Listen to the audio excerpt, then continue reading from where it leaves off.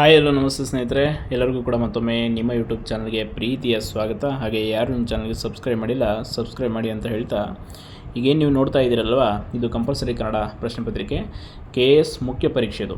So KSಗೆ compulsory Kannada ಪ್ರಶ್ನೆ ಪತ್ರಿಕೆ ಇರುತ್ತೆ. ಸೊ ಅದ್ರ ಬಗ್ಗೆ ತುಂಬ ಜನ ಕನ್ಫ್ಯೂಸ್ ಆಗಿದ್ದೀರಾ. ನಿಮ್ಮ ಒಂದು ಪೂರ್ವಭಾವಿ ಪರೀಕ್ಷೆ ಏನು ನಡೆಯುತ್ತೆ KSದು, ಅದಾದಮೇಲೆ ಮುಖ್ಯ ಪರೀಕ್ಷೆಯಲ್ಲಿ ಈ ಒಂದು ಪ್ರಶ್ನೆ ಪತ್ರಿಕೆ ಇರುತ್ತೆ. ಒಟ್ಟು 150 ಅಂಕಗಳಿಗೆ ಈ ಪ್ರಶ್ನೆ ಪತ್ರಿಕೆ ನಿಮಗೆ ಬರೀಬೇಕಾಗುತ್ತೆ. ಸೊ ಇದು MCQ ಇರಲ್ಲ, ರಿಟರ್ನ್ ಇರುತ್ತೆ. ಸೊ ಇಲ್ಲಿ 150 ಅಂಕಗಳಿಗೆ ನೀವು ಎಷ್ಟು ಅಂಕ ತೊಗೊಂಡ್ರೆ ಪಾಸ್ ಆಗ್ತೀರಾ ಅಂದರೆ 35%. ಅಂದರೆ ಕೇವಲ 50 ಅಂಕಗಳನ್ನ ತೆಗೆದುಕೊಂಡ್ರೆ ನೀವೊಂದು ಇದು KPSC ಮುಖ್ಯ ಪರೀಕ್ಷೆ ಕಂಪಲ್ಸರಿ ಕನ್ನಡ ಪ್ರಶ್ನೆ ಪತ್ರಿಕೆಯಲ್ಲಿ ಪಾಸ್ ಆಗ್ತೀರಾ. ಈ ಪೇಪರ್ನ ನೀವು ಕಂಪಲ್ಸರಿ ಪಾಸ್ ಆಗಲೇಬೇಕು.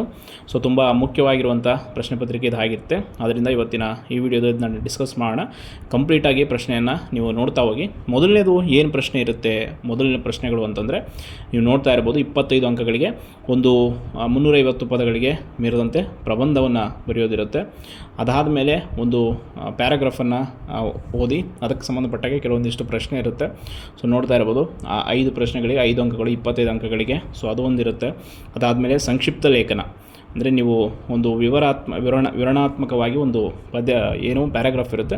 ಸೊ ಅದನ್ನು ನೀವು ಬರೆಯೋದು. ನೆಕ್ಸ್ಟು ಕನ್ನಡದಿಂದ ನೀವು ಏನು ಇಂಗ್ಲೀಷಿಂದ ಕನ್ನಡಕ್ಕೆ ಭಾಷಾಂತರ ಮಾಡಬೇಕಾಗಿರುತ್ತೆ, ಟ್ರಾನ್ಸ್ಲೇಷನು. ಸೊ ಅದು ಕೂಡ 25 ಅಂಕಗಳದಿರುತ್ತೆ. ನೀವು ನೋಡ್ತಾ ಇರ್ಬೋದು ಇಲ್ಲಿ ಏನು ಇಂಗ್ಲೀಷಲ್ಲಿದೆ. ಸೊ ಇದನ್ನು ನೀವು ಕನ್ನಡಕ್ಕೆ ಭಾಷಾಂತರ ಮಾಡಿ ಬರೀಬೇಕಾಗುತ್ತೆ. ಸೊ ಇದು ಕೂಡ 25 ಅಂಕಗಳಿಗೆ.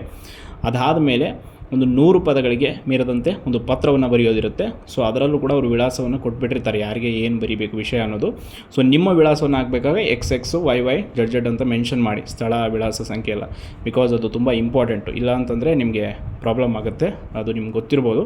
ಆ್ಯಂಡ್ ನೆಕ್ಸ್ಟು ಗಾದೆ ಮಾತುಗಳ ಒಂದು ಅರ್ಥ ಸ್ವಾರಸ್ಯವನ್ನು ವಿವರಿಸಿ ಬರೆಯೋದು ಕೂಡ ಇರುತ್ತೆ. ಸೊ ಅದು ಕೂಡ ತುಂಬ ಇಂಪಾರ್ಟೆಂಟು. ನೀವು ಎಲ್ಲ ವಿಚಾರಗಳನ್ನು ತುಂಬ ಬೇಸಿಕ್ಕಾಗಿ ಕಲ್ತಿರ್ತೀರ.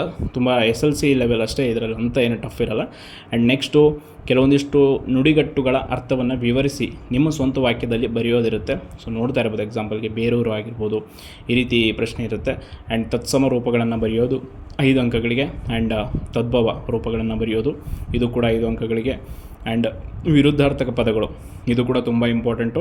ನಿಮಗೆ SLC ಲೆವೆಲ್ ಗ್ರಾಮರ್ ಅಷ್ಟೇ, ಇದೇನು ಅಷ್ಟು ಡಿಫಿಕಲ್ಟಿ ಇರಲ್ಲ.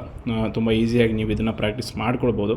ಒಂದಿಷ್ಟು ಕನ್ನಡ ಗ್ರಾಮರ್ ಬುಕ್ಸ್ಗಳನ್ನು ಕೂಡ ರೆಫರ್ ಮಾಡಿದರೆ ಸಾಕಾಗುತ್ತೆ. ಆ್ಯಂಡ್ ಅದರ ಜೊತೆ ಕೊನೆಯ ಪ್ರಶ್ನೆ ಏನಿರುತ್ತೆ ಅಂತಂದರೆ, ನಿಮ್ಮ ಕೆಲವೊಂದಿಷ್ಟು ಕಾಗುಣಿತಾಕ್ಷರಗಳು ತಪ್ಪಾಗಿರ್ತವೆ, ಅವುಗಳನ್ನು ನೀವು ತಿದ್ದಿ ಸರಿಯಾದ ರೂಪದಲ್ಲಿ ಅದನ್ನು ಬರೀಬೇಕು. ಅದು ಕೂಡ 10 ಅಂಕಗಳಿಗಿರುತ್ತೆ.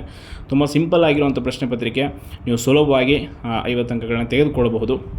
ಅದು ನಿಮ್ಮ ಎಬಿಲಿಟಿ ಮೇಲೆ ಡಿಪೆಂಡ್ ಆಗಿರುತ್ತೆ. ಸೊ ದಯವಿಟ್ಟು ಯಾರು ಕೂಡ ಇದನ್ನು ತುಂಬ ನೆಗ್ಲೆಕ್ಟ್ ಮಾಡ್ಕೊಳ್ಳೋಕೆ ಹೋಗಬಾರ್ದು. ಮುಖ್ಯ ಪರೀಕ್ಷೆಯಲ್ಲಿ ಕಂಪಲ್ಸರಿ ಕನ್ನಡ ಆ್ಯಂಡ್ ಇಂಗ್ಲೀಷ್ ಎರಡೂ ಕೂಡ ತುಂಬ ಇಂಪಾರ್ಟೆಂಟ್ ಪ್ರಶ್ನೆ ಪತ್ರಿಕೆ ಆಗಿರುತ್ತೆ.